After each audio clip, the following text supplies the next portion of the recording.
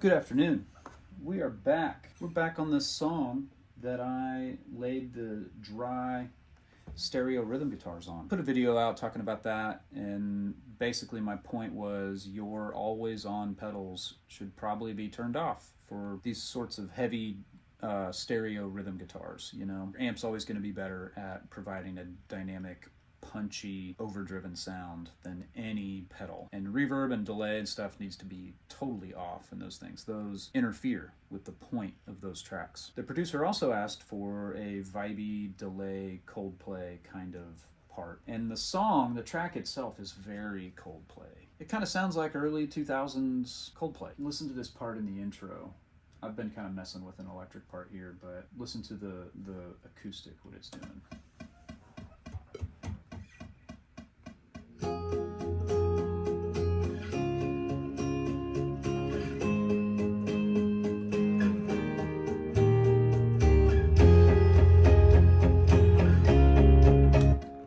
That's very Coldplay, right?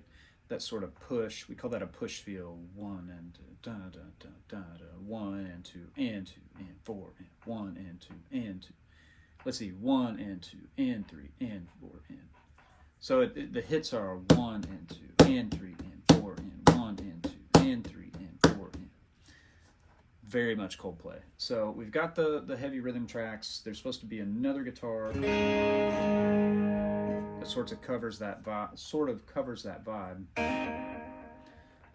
I've just got my Jazzmaster. I have an eighth note delay. We're at 105. I don't want to play a dotted eighth delay because the pattern that I'm playing is already dotted. So I want a straight delay since I'm playing dotted. That's typically how I go. I go quarter note or eighth note, which is what I'm calling a straight delay. It's with the beat, with an eighth note click, and the playing is dotted, where we're doing an odd number of eighth notes, or the beat is straight, meaning it's with the quarter notes or eighth notes in an even way, and then I would put a dotted delay on so that it pops out in between if I'm playing straight. Well, if I'm playing dotted, a straight delay is going to pop out between, right? I'm going to start off mimicking or playing that acoustic part with it.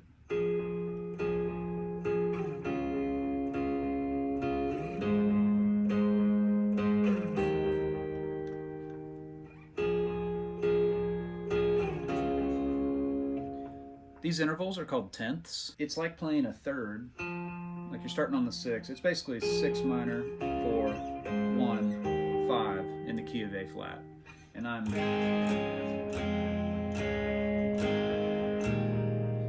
capo 1, playing like I'm in G.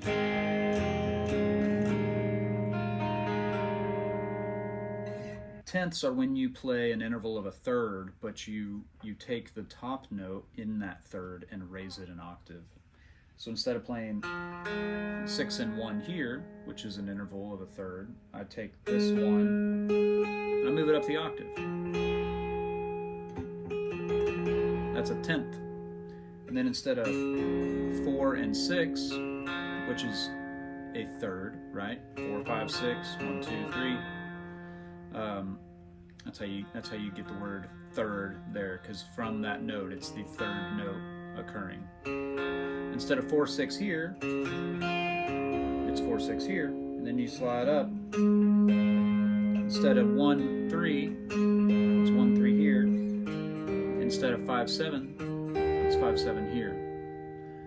So I want to figure out some way to copy that, but then there's a build in the intro and a bigger section, and maybe I'll do something different in the back part when it's big. Okay.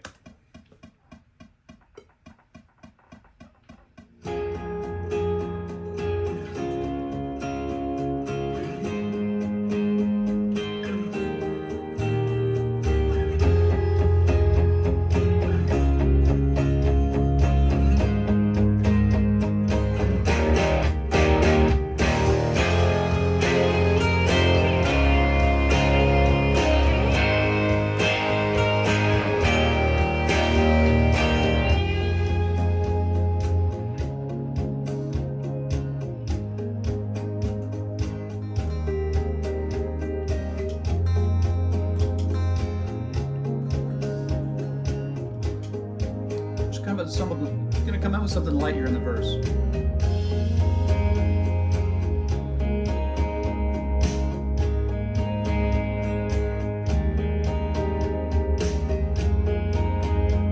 I want to be out of the way of that piano. It's doing like a...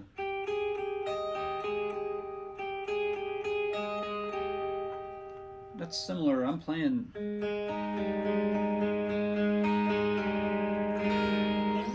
I want to be out of its way in that spot.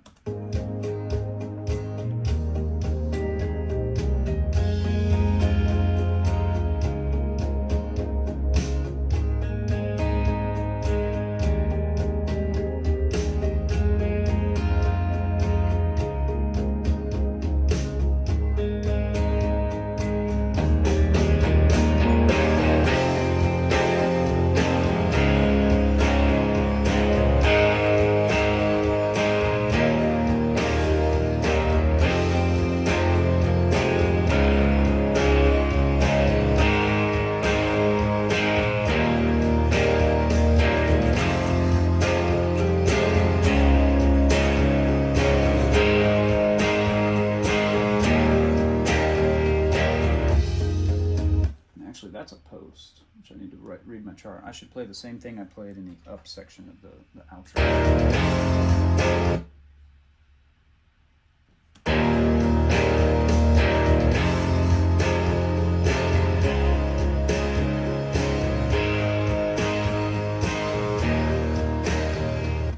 Okay, turned those down. Rhythm guitar, it's hard to hear. Okay, that's the top of the post.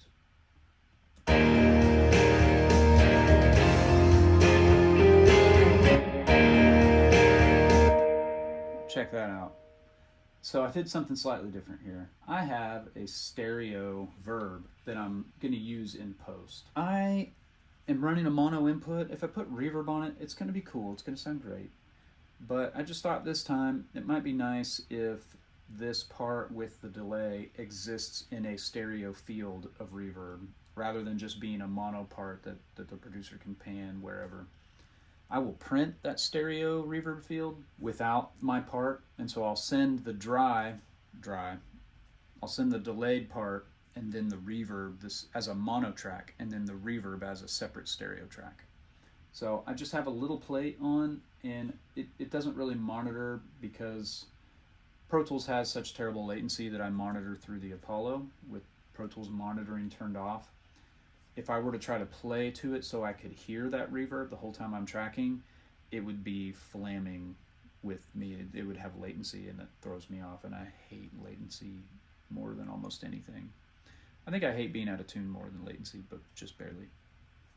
So here's this track solo with the reverb.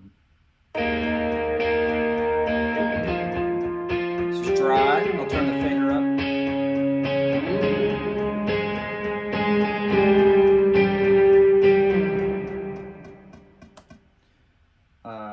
I want it to just be subtle. That was super hot. I want it to just be enough to wherever you hear your guitar part in the stereo field, you hear effects from it happening elsewhere. That kind of makes it sound like it's existing in this space instead of just in one spot in the stereo field, like it's existing in the entire space. So I'm gonna have that there, and what I'll do after I record this part is I will send the aux input to a stereo track and record that stereo track, and what that will do is just print the reverb. So I can send this mono guitar part plus the stereo reverb track, and the producer can mix it however he wants. He can turn the verb up, he can turn it down, he can move the mono part wherever he wants in that field, or he might have some other process. This is me saying this is how I hear this. I hear this as this reverb, this delayed guitar part in this stereo reverb field, and you can use it or you can create your own or whatever. So let's get in on this turnaround and play the intro part again, the part from the up intro. So I need to get off of that and get back to my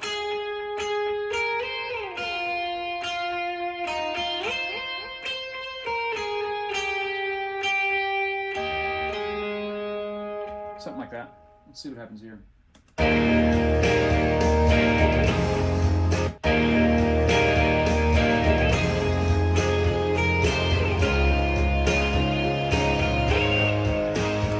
Where am I?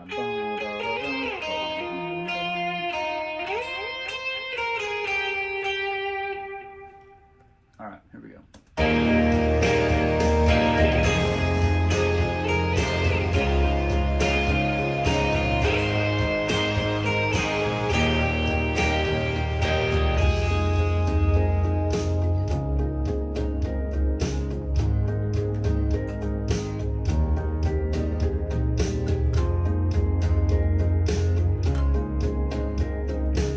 It's really hard to get that harmonic to ring. That's better. Let's try that spot again. I'll just sort of hit a little chimey thing there.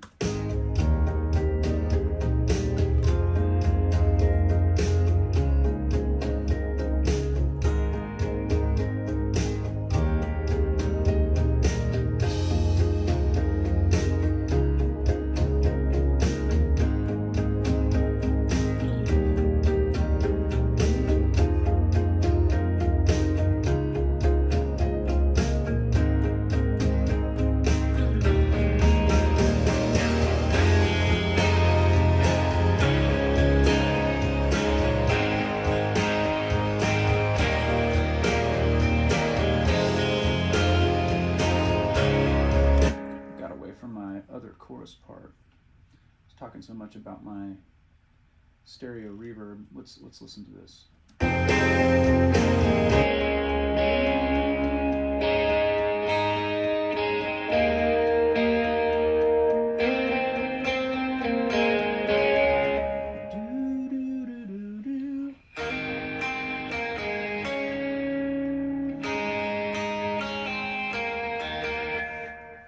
Here we go.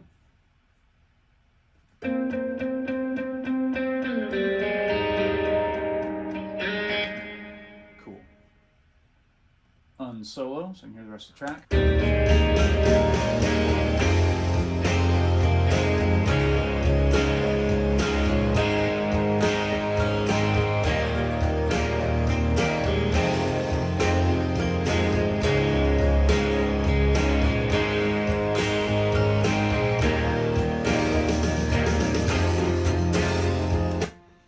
Do something different for the back half. Okay, here we go.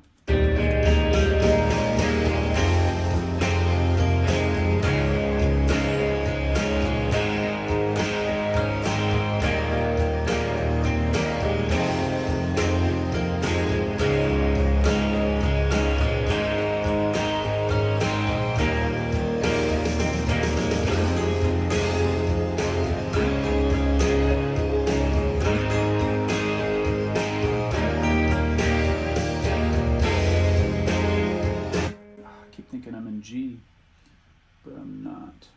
Let's get in right there. I like that change on the back part of the chorus.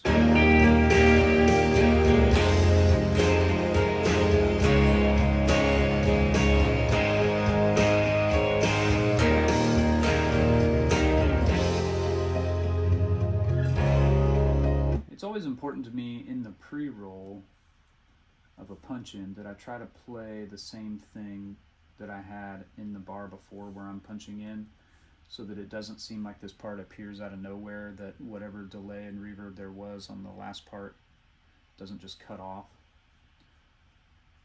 When I'm using an aux input on reverb, that's not as much of a concern, but the delay still, things are going to be hitting. When I played this in the bar before the punch, you still hear that, right? And if I start the chorus part, you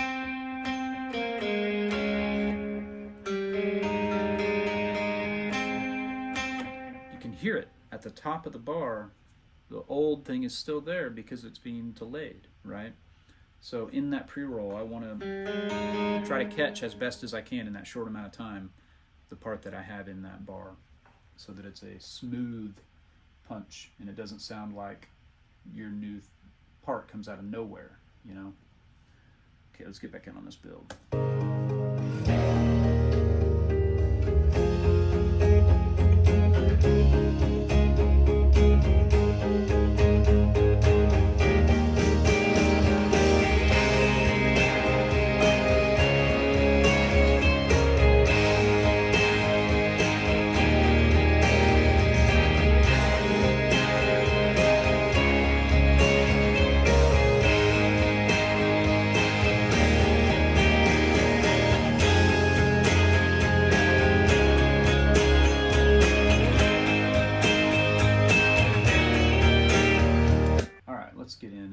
in this build section.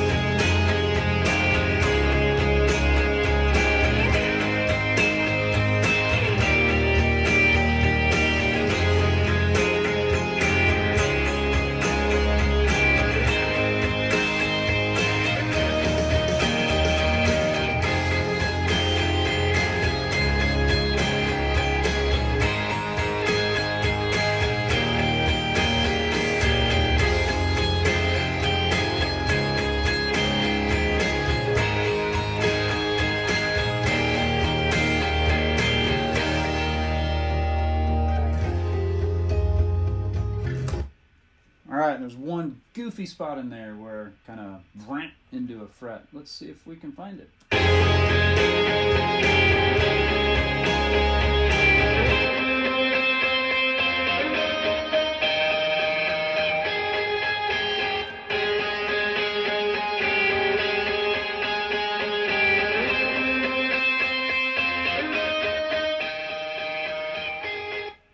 Scoot back just a little bit. Oh, was that it? There it is. Violent offender.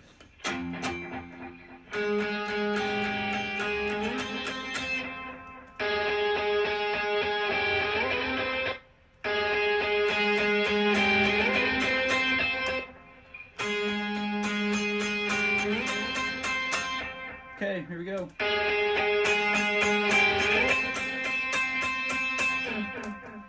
I really like so much of this track that I'm really just going to catch that one spot. Let's get our crossfades in here. Make sure this sounds cool.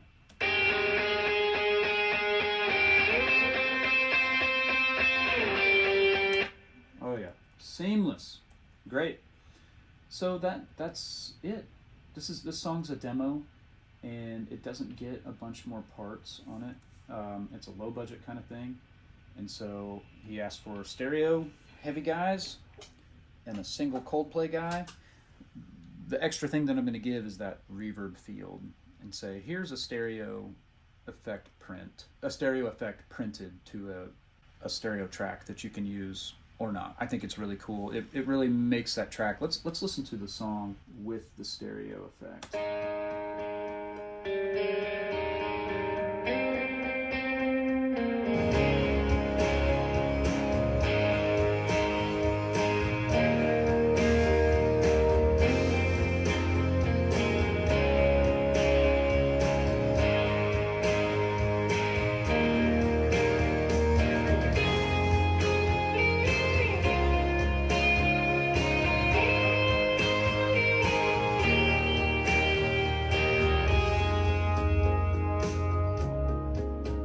You can get pretty crazy with it. It's cool.